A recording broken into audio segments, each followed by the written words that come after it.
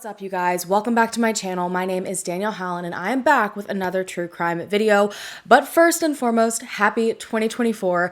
I've got my fingers crossed that all of us have an amazing year because the last 3 years have been nothing short of a fever dream. I know that I have a lot of big plans for this upcoming year for this channel and for myself personally. I'm not one for New Year's resolutions, but I do like to set good, healthy goals for myself. And one of those is to hopefully get out twice as many videos as I did last year. So we'll see how that goes. Let me know what you guys look forward to in the upcoming year. And now let's go ahead and jump right into this video. Today, we're actually speaking about a horrific murder spree that occurred over New Year's week back in 2006. This is one of those cases where just when you think something else can't possibly happen, you are smacked down with yet another absurd and heinous crime. It is just left and right coming out of the woodworks. It's absolute madness. Between January 1st and January 6th, in 2006, not one, but two separate families were tortured and killed in their own homes in Virginia. And these murders were unlike anything that authorities in this area had ever seen before. And when they finally tracked down the killers, thanks to some great tips, by the way, the depth of the crimes really came to light. As if the murder of two separate families was not already a whole lot to deal with, it just goes so much deeper than that. These men had left a trail of absolute destruction in their path wherever they had gone, and their own confessions added a robbery, a brutal assault, and another murder to the growing list of devastation that occurred that week. And these crimes ended up being called the Richmond Spree Murders, ending one man in prison for life and the other on death row, while an entire community grieved over the loss of 8 people. The Harvey family was a well-known and loved family living in Richmond, Virginia. 39-year-old Catherine, who went by Kathy, had grown up in Kings Grant, and she was popular all throughout school. She'd even been named homecoming queen, and she was known for being creative and just had this natural talent in art. And eventually, one of her jobs working as a waitress led her to the man that would become her husband, Brian Harvey. Now, 49-year-old Brian had grown up in love with rock and roll. They were kind of like opposites attract. And eventually he had gone on to be one of the duo making up the band House of Freaks. He was always elbow deep in music with dreams to make it big one day, and his creativity matched Kathy's to a T, which is probably exactly why they got along so well and fell in love pretty quickly. By 1990, they were married and starting a new life together. The couple settled down into a picturesque 2-story brick home in the Woodland Heights neighborhood in Richmond. And this was a very sought after neighborhood. It was known for its safety, a good place to raise a family, good school districts, you name it. And so they were living out their dream. But their life was about to get just a little bit sweeter. In 1996, they welcomed their first little girl, Stella, into their lives, followed by little Ruby in 2001. Stella and Ruby, their 2 daughters, became the center of their world. Brian was even quoted in an interview when he was still doing music saying, quote, "I think I've come pretty close to knowing why I'm here on earth since my daughter was born." The family of 4 settled into life. Brian got a job working in the local school district with computers. He was still messing around with music on the weekends. And Kathy opened a toy shop, something that had always been a dream of hers. Kathy's brother said, quote, "She wanted to create a space where parents could come with their kids and spend time. It was a wonderful place." Stella was in elementary school. Ruby had just started going to preschool. They were having the time of their lives. And when they weren't working, they were entertaining and spending pretty much every single moment together. The Harveys were a very active and social family with an open door policy at their home. And when I say open door, I don't mean like it's unlocked, come in. Like they literally most of the time had their front door open so that neighbors and friends could just come and go as they pleased. Their home was just known to be the safe place for everyone that they loved, everyone they cared about. If you needed someone to talk to, if you wanted a warm meal, you went over to the Harveys. January 1st, 2006, the Harveys planned to welcome the new year with friends, family, and a bowl of their famous chili.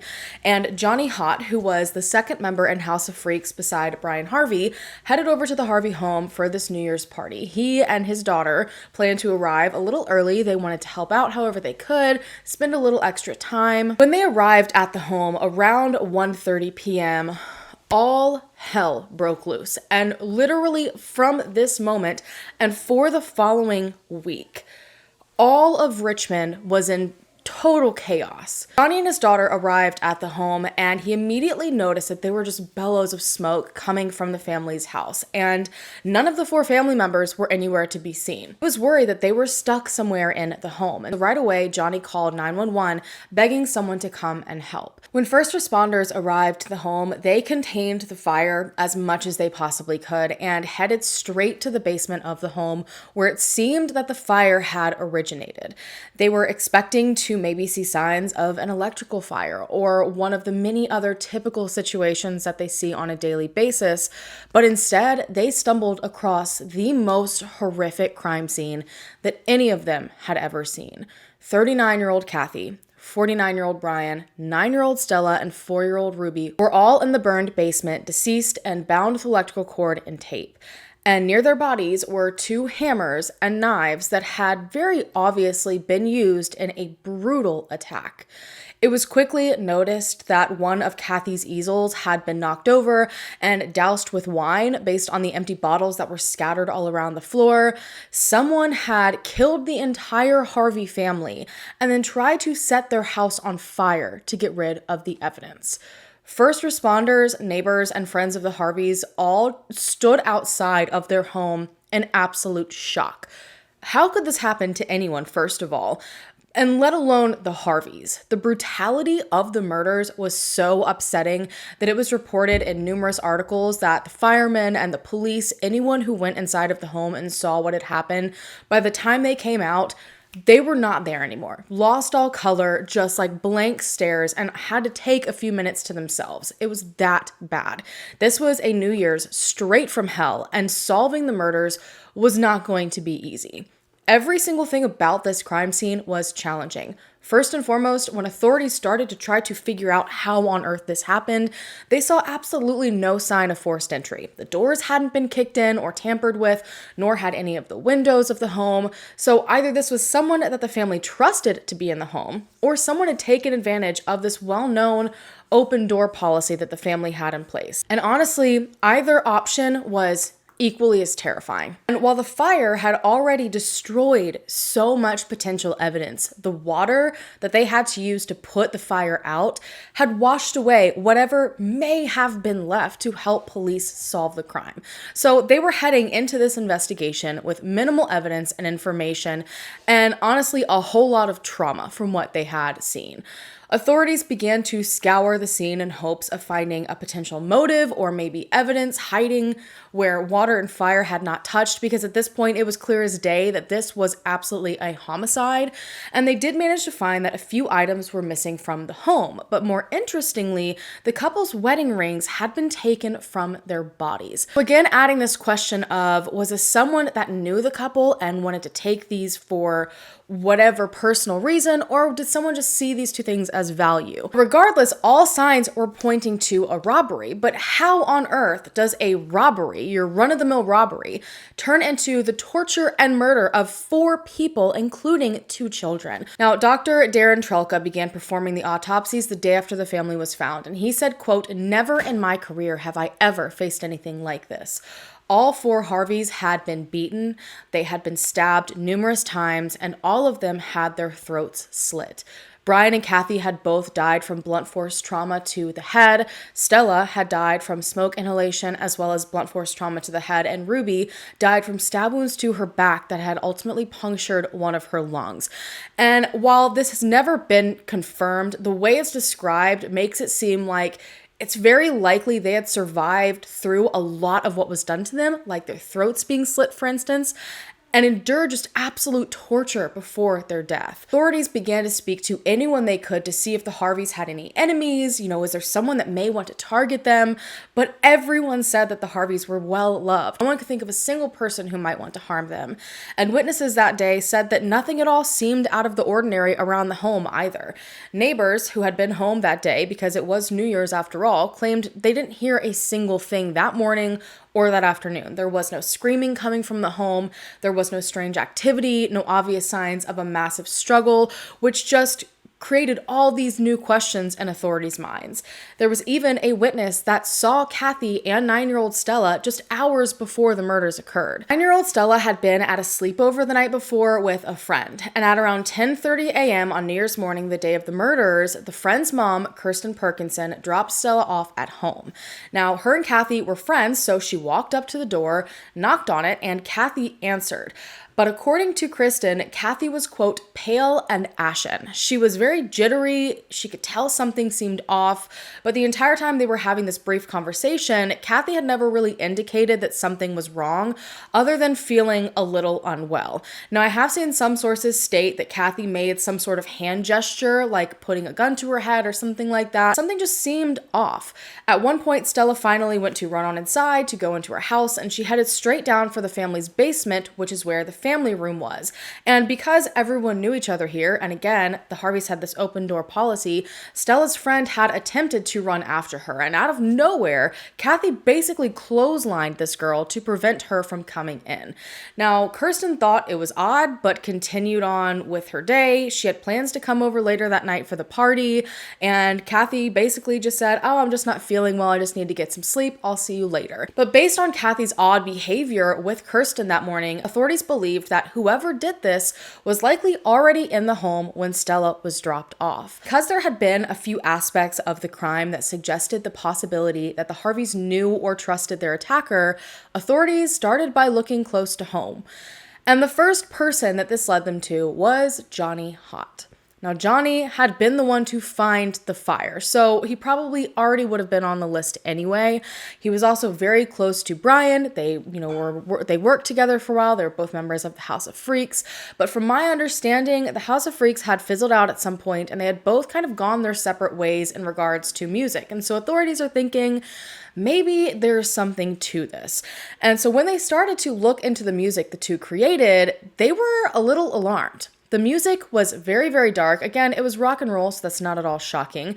And it turned out that Johnny wrote most of the lyrics. And a few songs in particular spoke about issues with wives, spoke about jealousy, even spoke about basements, and all of these things that were just fitting a little too comfortably into the crime. And so they decided they had to bring Johnny in and question him. While this seems like a promising lead, they also knew that they could be looking too deep into things, and by the time they were able to speak to Johnny, that's exactly what ended up happening. So they were back to the drawing board at this point, but after questioning absolutely everyone that knew the family, they found nothing.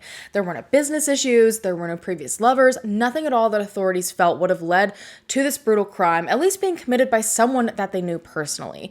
So they continued to scramble to look for answers while the community and family grieved such a massive and devastating loss. Photographs, stuffed animals, flowers, all sorts of beautiful things were left outside of the family's home and the sweet little toy shop that had been Kathy's lifelong dream. The community was hurting and they were confused and they were scared that whoever did this would do it again. And unfortunately, their fears came to fruition almost immediately. Just days later, on January 6th, 2006, authorities were still at work trying to solve the Harvey family murders when they got a phone call from a Chesterfield, Virginia resident named Lily Ann Pauley. Chesterfield is just a small town right outside of Richmond.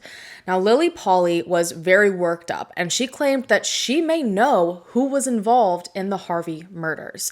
Lily Pauley explained to police that her daughter, LaToya, had a 21-year-old friend named Ashley Baskerville. And on January 1st, the day of the Harvey murders, Ashley showed up to Lily's home with two men that needed a place to stay, Ricky Gray and Ray Dandridge. Lily said that the two men ended up staying at her home over the next week, but shortly into their stay, her daughter LaToya came to her worried about what the men may be potentially involved in. Keep in mind, the Harvey family murder was news everywhere. It is all you saw when you turned on your TV. And so LaToya, her mom Lily, everyone knew what had happened. And LaToya noticed that the men had a laptop with them, which obviously in and of itself isn't strange. except for the fact that the laptop was filled with photographs of the Harvey family. Between that and the men showing up the same day of the murders, needing a place to stay, Toya told her mom that she was scared Ricky Gray and Ray Dandridge might be the perpetrators. Now, at this point, these men are staying in their home and could be cold-blooded killers, tortured an entire family. So they were understandably terrified. So it wasn't until January 6th, when the men finally left her home, that Lily Polly felt safe enough to call and report what she and her daughter had feared. Now, it is not clear at all if police took this seriously, if they began to work on this tip, or even if they had time to work on this tip, because only hours later, a second frantic call came in, and this time it was Lily's daughter, LaToya. LaToya told police that she was worried about that friend of hers, Ashley Baskerville. She explained that her mom had called earlier, they were worried about Ricky Gray and Ray Dandridge, and that they had left the home. But when they left, they had actually left with Ashley Baskerville. And in the time since, LaToya had spoken to both Ricky and Ray, but Ashley, for some reason, was completely unreachable. And LaToya was so worried, she even went as far as to say that she believed Ashley was dead inside of her house. She gave no reasons as to why she specifically believed this. She just said, I am pretty sure she's dead in her home. This is her address. You've got to go and check. And so police headed over to the Baskerville Tucker home about 15 miles away from the Harvey home to make sure that everything was okay. Ashley Baskerville lived in the home with her stepfather, 55-year-old Purcell Tucker, and her 46-year-old mother, Mary Baskerville Tucker. They were another well-loved family in the community. Purcell worked as a forklift driver, Mary worked at the local dry cleaners, and the two had met when Ashley was only a few years old and Mary was a single mother. And Purcell kind of came in, took them both in, and raised Ashley like his own daughter ever since.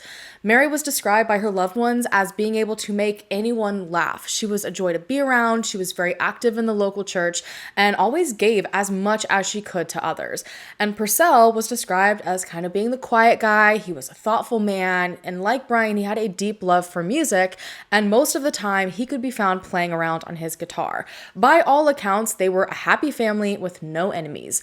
Purcell and Ashley didn't always see eye to eye, as he kept a very tight ship, and she had a few incidents where she was involved in drugs and some petty crime, but apart from that, nobody knew any reason why this family would be targeted or have any issues. When authorities arrived at their home on East Broad Rock Road, expecting, this to just be miscommunication or misunderstanding, they were met with something very, very different. Instead, they found the entire family slaughtered. The second family in a week. All three members, Purcell, Mary, and Ashley, had been bound and their throats had been slit, which sounds awfully familiar. Purcell had been stabbed 5 times in the neck, and Mary was stabbed twice. All three had duct tape basically wound around their faces from the chin up with cellophane wrapped around that. Homicide detective John Barry, that was at the scene, said, quote, I had never seen anybody killed and tortured. Nobody should die like that. The Baskerville Tucker home had also been completely ransacked. There were numerous items missing. Even Purcell's Chevy Blazer was gone from the driveway. No one had any idea where it went. But one thing in particular stood out that connected the two crimes. Ashley Baskerville had a ring tied around her neck, and that ring matched the description of one of the Harveys' wedding rings that had been taken from their bodies after they had died. What the hell was going on here? Apart from the similarities in the murders themselves, there was not a single thing tying the Harveys and the Baskerville Tuckers to each other. They both lived in different towns. They all worked very different jobs. The way that they were all tied up, the similar injuries, the fact that it was 2 entire families, the robbery mixed in. It was very possible that this was acted out by the same perpetrator or perpetrators, and if they had acted again after only 6 days, there could be even more entire family murders if they weren't caught. So right away, police went back to LaToya to find out why on earth she was so sure that Ashley was dead in her home. They felt that she had to have way more information than they originally got, and then when you also include the phone call her mother had made that day, police knew that they needed to listen to both LaToya and Lily. Now, LaToya began to explain everything from the beginning, and her fear of these two men, Ricky Gray and Ray Dandridge, was evident from the get-go. She explained that Ashley had dated both of those men at different times and had introduced them to her around the time of the Harvey murders. Now, from the way it's described, it seems that they all didn't necessarily know each other for very long. I don't even think LaToya knew Ashley for very long, just based on the way it was explained. Regardless, she definitely did not know Ricky or Ray very well. LaToya told authorities again about this laptop that contained pictures of the Harveys and said that there were even numerous things that were still at her mother's home that she believed could be possibly linked to the crime that the men left behind, which again, I've seen articles stating that they went there, they found numerous things. However, I've not seen what those things were. And then she went on to say why she felt that Ashley had been killed in her home. LaToya said that that day, January 6th, she had overheard a plot coming together that scared the ever-loving crap out of her. Her friend Ashley, Ricky, and Ray had been having a conversation earlier that day, and for one reason or another, the topic of needing money came up. And LaToya ended up sitting in absolute disbelief as she listened to Ashley offer up her own stepfather, Purcell, as a way to get this money.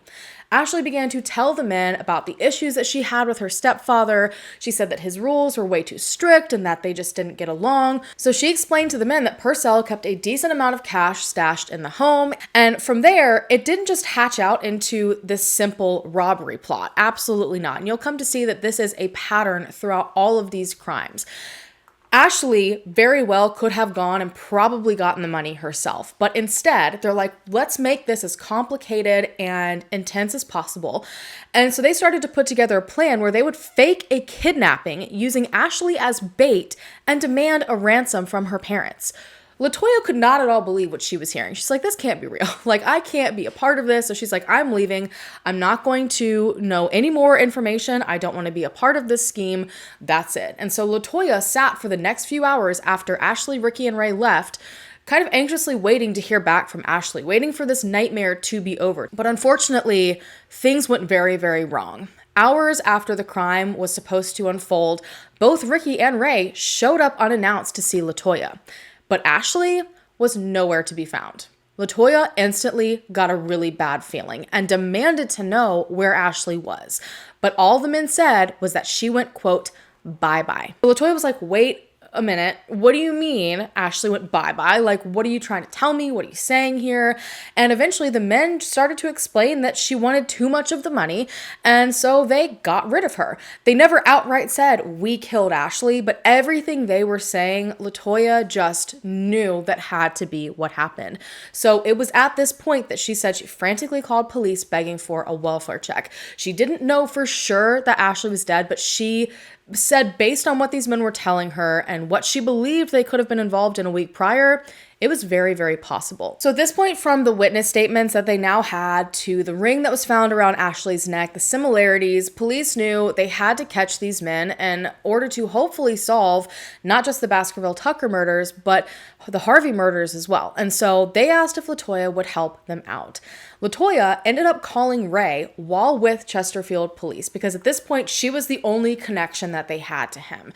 And their hope was that she could get them to elaborate over what happened to Ashley, maybe give some sort of information about where they were. Ray ended up repeating that Ashley went bye-bye and that they wouldn't have to worry about her anymore. All things alluding to what so far only police and LaToya knew, so they wouldn't have any of this knowledge unless they were involved. So they felt confident enough at this point that these were definitely their men. So police jumped into action. They used this phone call between LaToya and Ray to trace the men to Philly. And while trying to track down their location more specifically, authorities also decided to release photos of both of these men to the media to hopefully bring forward something, whether that be witnesses to either of the murders, potentially get them to their location faster. And instead, it brought forward another crime that these men were involved in that week. An elderly man named Roy Mason called into police and he's like, look, just days ago on January 3rd, so just after the Harvey family murders, those two men plastered across the news had broken into his home accompanied by a young woman that matched the description of Ashley Baskerville. So he claimed that they had knocked on his door under the guise of needing directions, but instead overpowered him and forced their way into the home.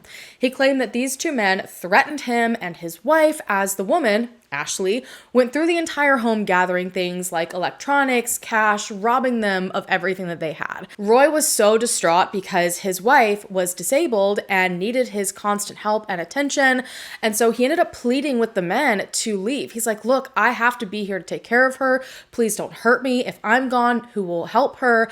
And thankfully, they seemed to take this into consideration and left without doing any further damage. Ricky, Ray, and Ashley had been on a crime spree that week, and authorities were terrified to find out what else they may possibly be involved in along the way. Now, authorities were quickly able to get a more specific location on the men thanks to Purcell's stolen Chevy. Someone had seen it parked at a house in Philly, and that house belonged to Ray's father.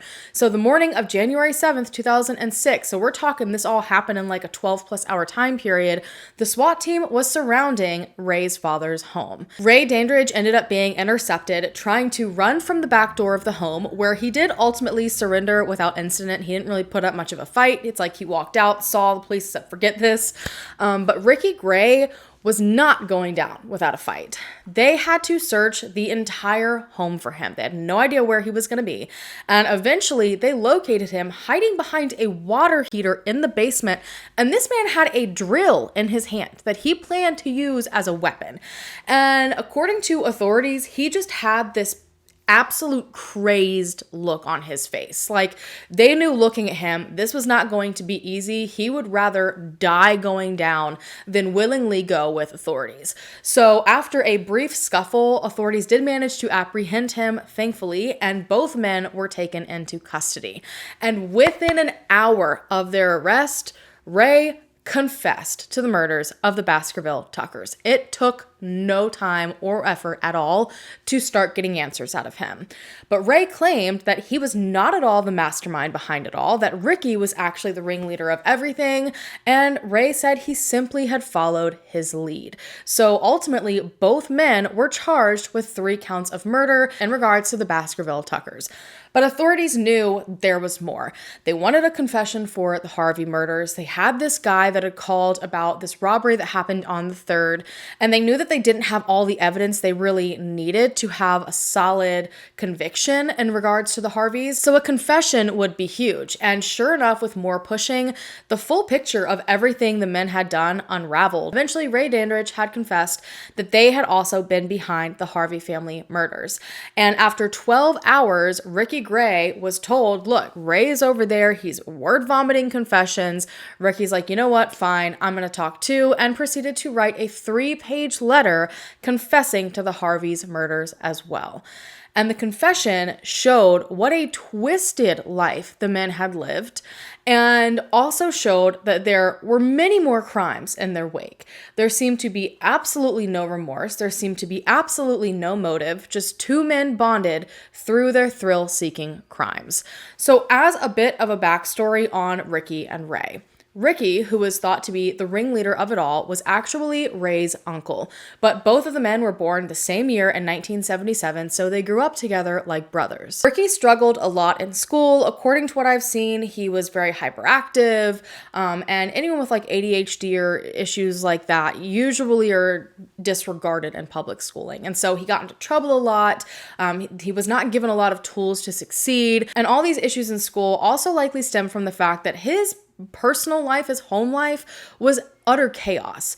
His father had practiced corporal punishment on him, beating him on a regular basis. His half-brother also sexually assaulted him throughout his entire childhood. And when Ricky was analyzed by a psychiatrist when he was sitting in prison later on, the psychiatrist said that what he described was nothing you could call it other than sexual slavery. Like, it was really, really awful. So between all of that and being surrounded by alcohol and drugs, drugs and crime, he fell into a lifestyle equally as chaotic. By the time Ricky was 9 or 10 years old, he was apparently heavily drinking already. He was using PCP. He was involved in a lot of petty crime. And this entire time, Ray was by his side. Now, Ray had a lot of learning difficulties. He had a low IQ. He apparently was just like unable to socially adapt. He just had nobody pretty much and nothing to rely on. And so he really clung tight to Ricky. Ricky always involved him in what he was doing. He never turned him down, never turned him away. And to Ray, you know, Ricky's so smart. He's so cool. He's got all these fun things that he's doing. But unfortunately, it led to Ray following Ricky into all of these bad lifestyle choices. And so the two became absolutely inseparable and ended up in crime together. And in 1995, when they were both only 18 years old, they ended up being sentenced to 10 years in prison for a slew of robberies they committed together in Northern Virginia. Now, I've seen that one of them, I can't remember who, ended up being released early, only to wind up back in prison right away. And then after the 10-year sentence was up, Ricky was released in 2004, and Ray was released in October of 2005. And despite that entire decade of being separated, like magnets, they came back together and their crimes continued. They were released only months before the Richmond spree murders. So this leads to the confession of the Harvey family murders. Now, both Ricky and Ray claimed in their confessions that in the early morning hours of New Year's Day, they decided they needed to get some money. Again, a pattern here. And so they decided to head from Arlington, Virginia, where the two men were living with Ricky's grandmother at the time, to Richmond. They were going to scope out places, different neighborhoods, and commit a robbery. Now, according to them, they had been weaving through all kinds of different areas in the early morning hours until just around 9 a.m. when they ended up in the Harvey family neighborhood. And they noticed that the front door of the Harvey family home was open, meaning this made them the perfect target. And to know that something that was such a loved quality of the Harvey family, you know, something that they did to help support others and offer everyone a safe place to be, is what ultimately made them the target of these two men, is so upsetting. Ricky and Ray rushed into the home, ordering the entire family down into the basement, where they proceeded to tie everybody up. Now, Ray claimed that they had promised the family that they would be okay if they did everything they were told. So Brian Harvey and Kathy and little Ruby all just kind of sat down there quietly and let these two men do whatever they wanted to, thinking that they would have their lives spared. Ricky kept watch over the family in the basement while Ray went through the entire home, grabbing anything of value. I mean, they must have left no stone unturned, because they were still there around 10:30 when 9-year-old Stella ended up being brought home by Kirsten from that sleepover that she had been at. And up until this point, everything seemed to remain relatively calm. But with Kirsten knocking on the door, it caused absolute chaos. The two men demanded that Kathy go upstairs to get her daughter, and they were like, you have to get this person here to leave. They cannot know we're here. They cannot know anything is going on, and if you can't manage that, everyone here is going to die. So Kathy walked upstairs with as straight a face as she could manage. The entire time Kathy was upstairs at the door speaking to Kirsten, she had a knife in her back.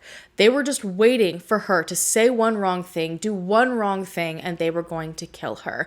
And her stopping Stella's friend from running into the home saved that little girl's life. But this scare of being found out was apparently enough to send Ricky over the edge. Ray said that he just totally snapped. He said, quote, "When we had the Harveys in their basement, Ricky acted very mad and was not making sense. His eyes were different and bloodshot and were sticking out like owl eyes." Ricky's panicked energy started to trickle down on everyone, especially Stella and Ruby. Him freaking out was scaring them so badly, to the point where Brian and Kathy were now pleading with the men to just take everything and leave. But Ricky just continued to spiral, and unfortunately, the attack began.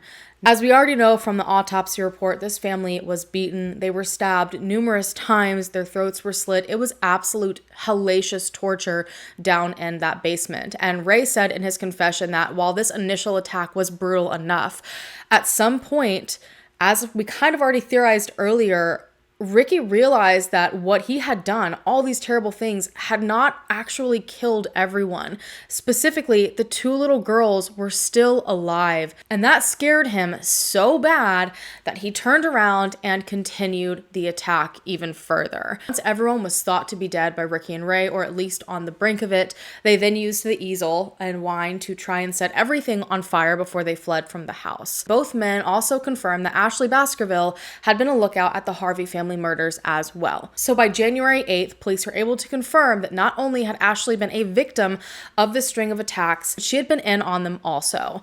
They finally had an answer as to who killed the Harveys.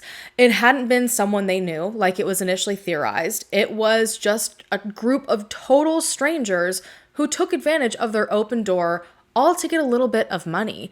After hearing the men's history together, after hearing everything that they had done, authorities began to question if there were even more crimes that could be linked to them. I mean, after all, they first are thinking, okay, maybe it's only the Baskerville Tuckers.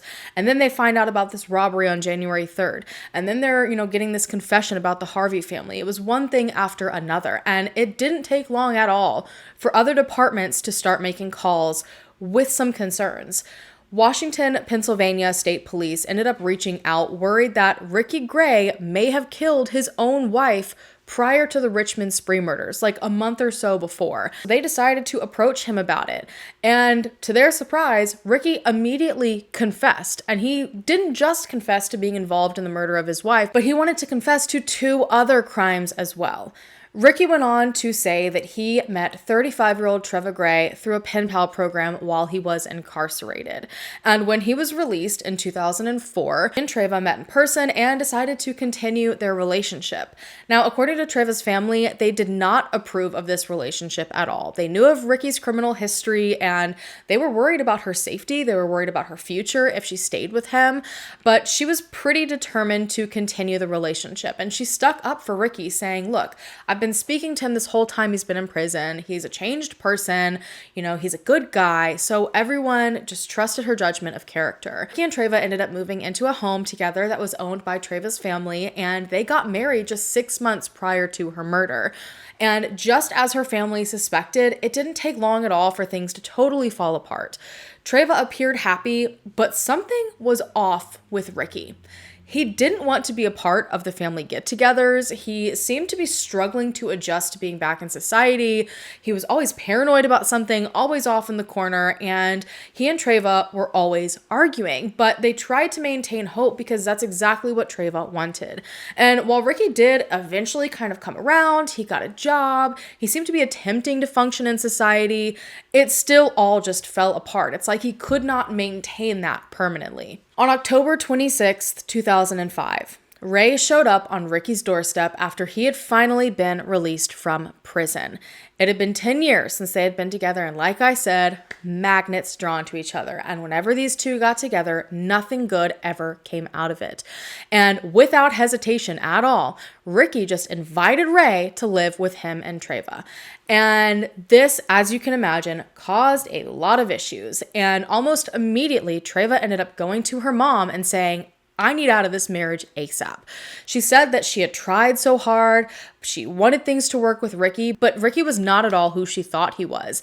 Now, I don't know if she elaborated on that, but she seemed pretty adamant that now Ricky had to go. Within days of Ray moving in and Treva telling this to her mother, Treva went missing. Her body ended up being discovered in a shallow grave just outside of Pittsburgh.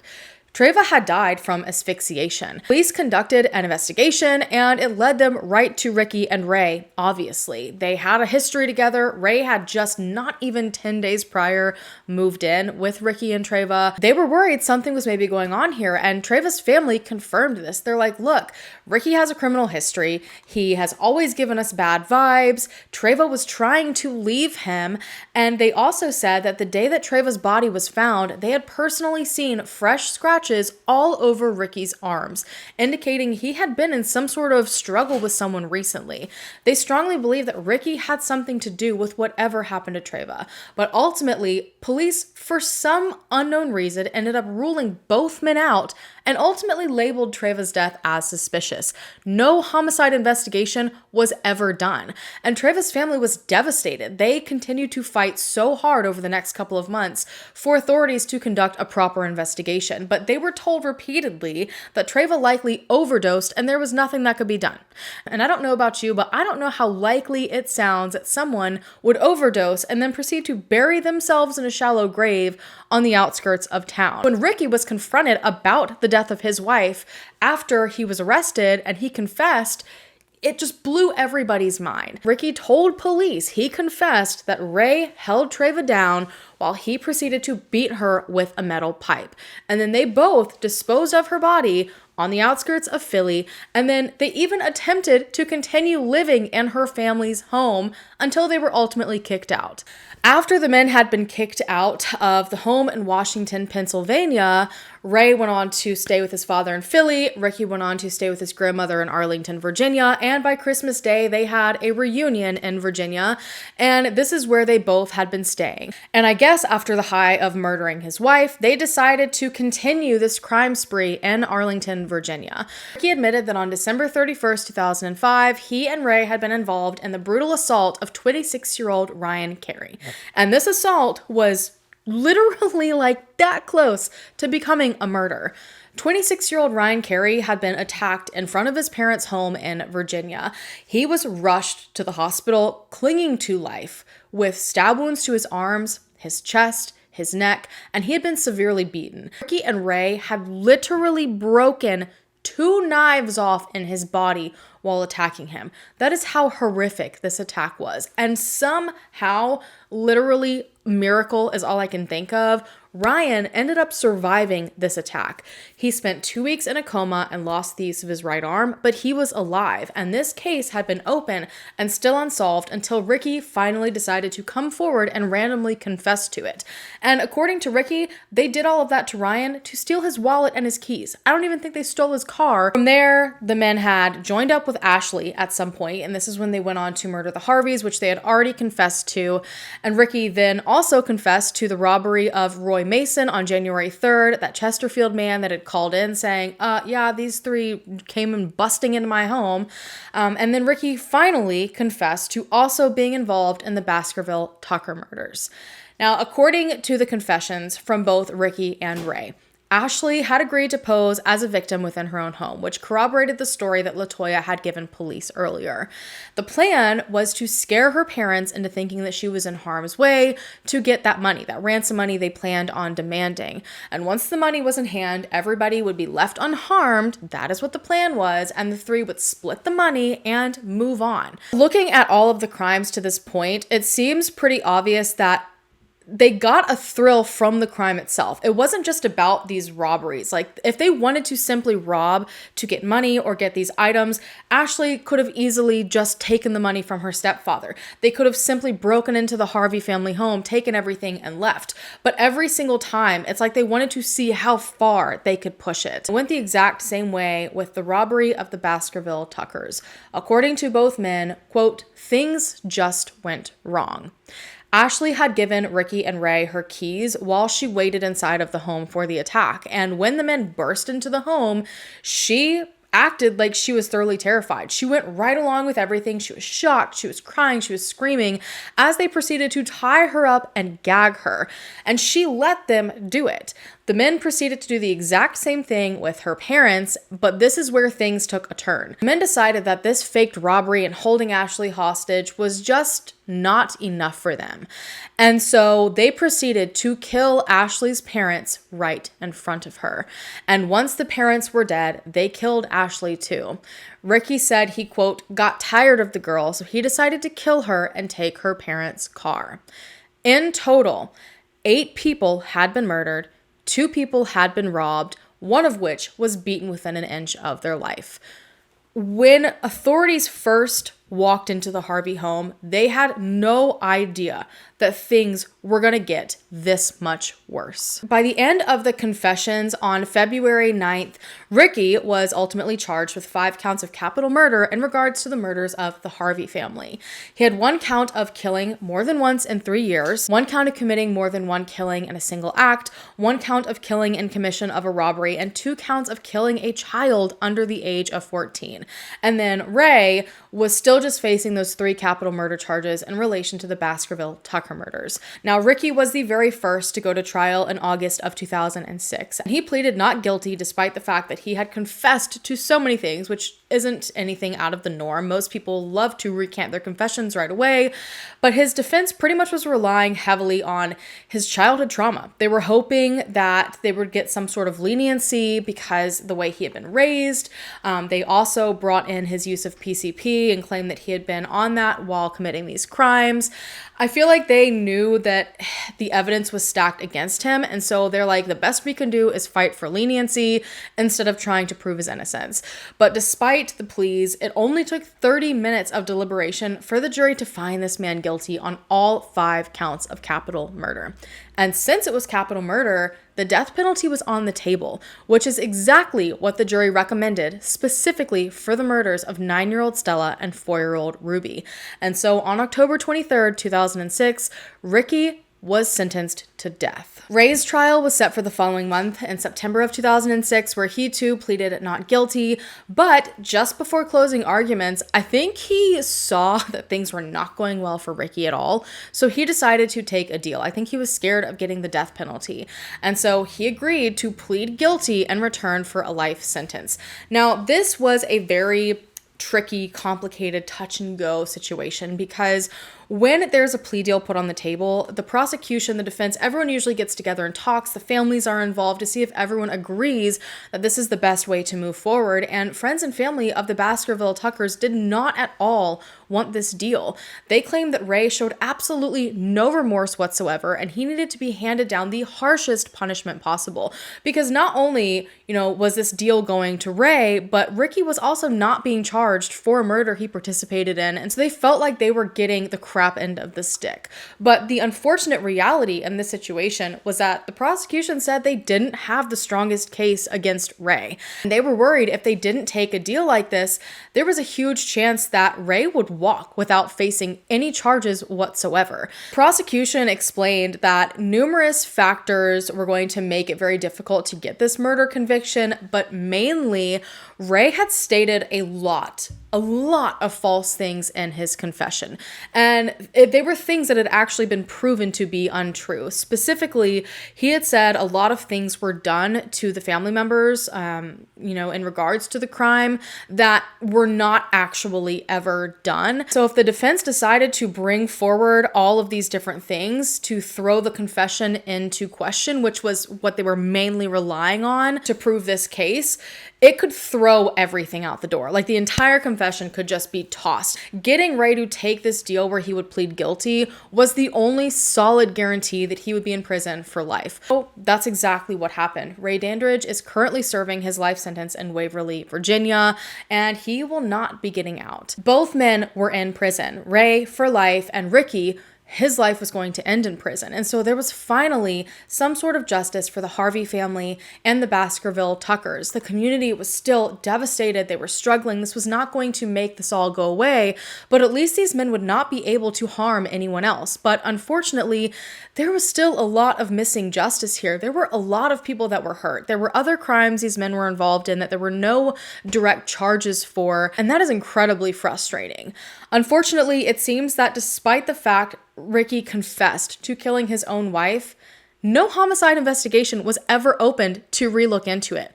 There is still no justice for Treva. And I don't understand how the Washington, Pennsylvania Police Department can reach out to Richmond Police Department and say, hey, ask this guy if he killed his wife. And that guy, Ricky, can confess to it. And then they'll be like, we're just not going to open a homicide investigation anyways. I just don't understand how that's possible. Sitting here racking my brain as to why they wouldn't do this. And the only thing I can think of is maybe they realized they had no physical evidence. They never performed a thorough investigation looking into the death of Treva. They called it suspicious, and that was it. And so maybe they just don't have the evidence needed to go forward, to carry a case through prosecution, conviction, sentencing, the whole 9 yards.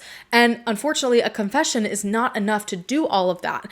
But at the end of the day, that still comes around to the fact that they didn't perform a proper investigation to begin with.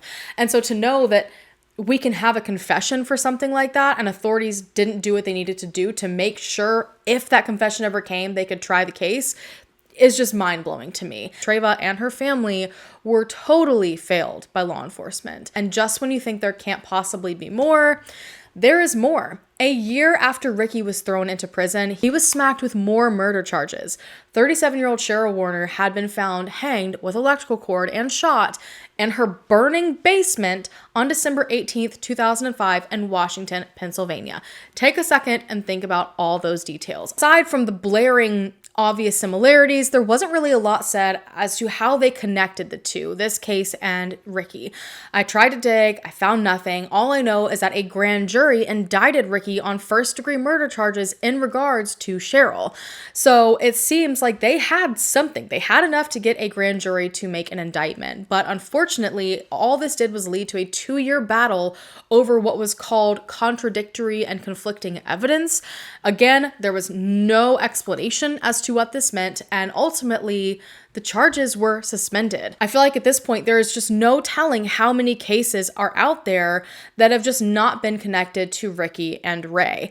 And I always have this issue when there's situations like this where there's been a confession and there's other cases that are not in the confession, because you want to think, okay, well, if they confessed and Ricky did confess to all these things that police hadn't even connected to him, you want to hope that they confess to everything they've ever been involved in. But unfortunately, it's been proven time and time again that that's not always how it works. So this lingering possibility is always going to be there. Ricky did end up fighting the death penalty. As you can imagine, his execution was stayed numerous times. And you guys know that I will sit here and bore you with just all these dates over and over again, all these details in regards to what happened when and why. But when I tell you this was stayed so many times that I cannot even put it in this video, I'm not joking. And finally, his case reached the Supreme Court in 2016. But thankfully, the Supreme Court took one look at the information and refused to hear what Ricky had to say. So on January 18th, 2017, at 39 years old, Ricky was executed at Greensville Correctional Center in Virginia. Ricky ended up actually being one of the very last people to be executed in Virginia before the death penalty was abolished in 2021. Now, after all of those years that he had to sit and think, it was like 10 plus years, so many people hoped that on his deathbed, like when he was asked, do you have any final words, that he would finally apologize, that he would show some sign of remorse. Like, he had harmed so many people and had gone this entire time seemingly not giving a crap about any of it. It was pronounced at 9:42 p.m. When asked if he had any final words, Mr. Gray said nope. And while I try to stay very victim focused in my videos, I think this is one of those cases where these men need to be analyzed to understand true crime and how someone's upbringing can go on to affect the crimes that they commit later, and their level of empathy and, their level of remorse, because Ricky seemed to show absolutely none. And considering the fact he was raised in an environment where it didn't matter what he did, he was beat for it, where he was repeatedly sexually assaulted, I'm not saying that's an excuse for his crimes, but I believed it affected his ability to care about anything later on in life. I genuinely think that he was taught as a child that no matter what he did, he'd be punished for it. So he just stopped caring what he did. These crimes forever changed Richmond, Virginia, and many people continue to wonder if there are other victims that have yet to be connected to these men. But despite all of this horror, the community clung to beautiful ways to remember some of the victims. The Harvey family ended up being named Family of the Year in Richmond in 2006.